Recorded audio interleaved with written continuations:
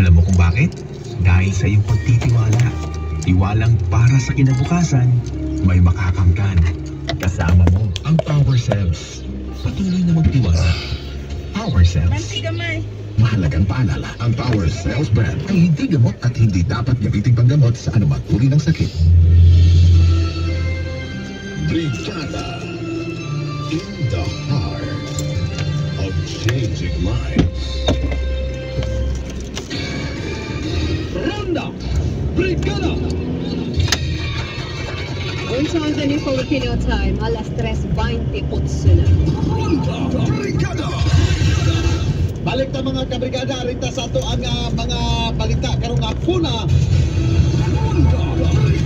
So ala to ni ari sa taunahon nato ni mga balita sa mga kaubanan. Una ta mo tabok ngadto sa mga nagkining isgutanan.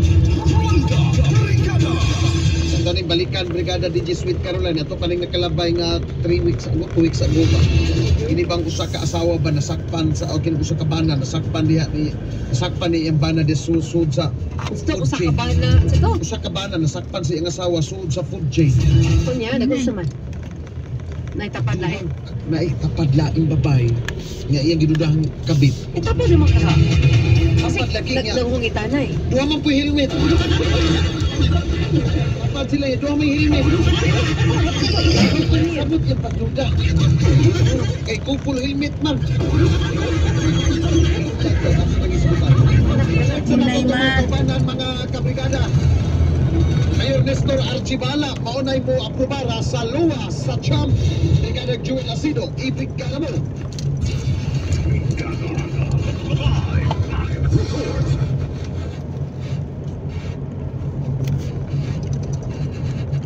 Brigada Jewel.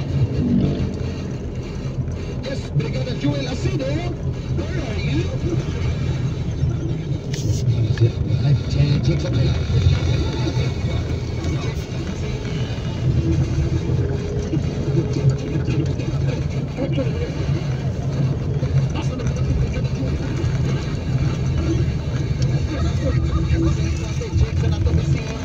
Brigada Meron sa Carino, si Calwesa nga napundo sa dos barangay Subang, Bayas Mandawi gikuha. Ay taw na ninyo yung taong padugay-dugayan na mga medical waste taw. Medical waste gali na konsiderar na nga mga toxic or hazardous. Ayaw na ninyo itaon kuan diha dugay-dugayon og kuha. Bakit na ganun nga abot po ng medical waste diha? Tapos terminal nga doon dapat Doon sa ospital. diyan na hospital. Brigada Meron sa Carino, ibrigada mo.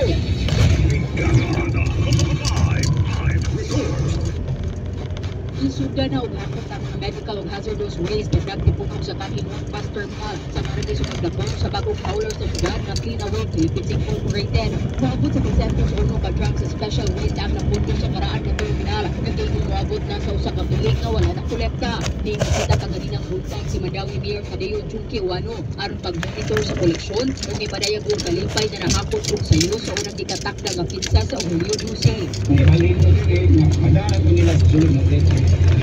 Dili ka kayo pa, ingali na, ay, nadipa na ako. Mga tayo na, kung sa ng mga resident.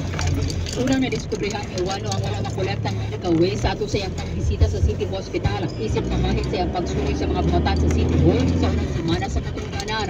Nasayran mo siya ang dagang medical waste ang gibayaran sa ito na ang iinag-prondo. Aron masulbad ang isyu, ikatalab sa mayor ang Environment and Natural Resources Office, City Hospital sa bagong howler. Ang basura wala makolekta sud sa kapit sa usa ka tuig tungod sa kalangay sa pagproseso sa howler sa permit to transport o pagpirma sa mga pagtunan. Ginauman makuha ang paghakot na nagtipuno ng medical waste, lakip na ang mga basura nga naa sa Mandawi City Hospital kang musiman nga. In the heart of changing lives, kini si Brigada Amelia Rosa Garino, alang sa 90.7 Brigada News FM Cebu, the Music and News Authority. Sa laing bahin, Museo Sugbo, ablihan pagbalik sa publiko karong Agosto 28. Brigada Gian Navarro, i-brigada mo! Brigada 557. Gipahibaw sa Cebu Provincial Government nga abrihan pagbalik ngadto sa publiko ang Museo Sugbo karong Agosto 28. Kiniuman nga nasirad-an ang mga museum nga nimutan sa MJ Cuenco Avenue Lakbayan sa Sugbo sulod sa duha ka tuig tungod sa kakuwang sa kinitaan. Sabi sa Chief of Staff ni Governor Pambari 4 nga si Paulo Uy nga ganon ang pagpabilin sa kasaysayan ug kabilin sa lalawigan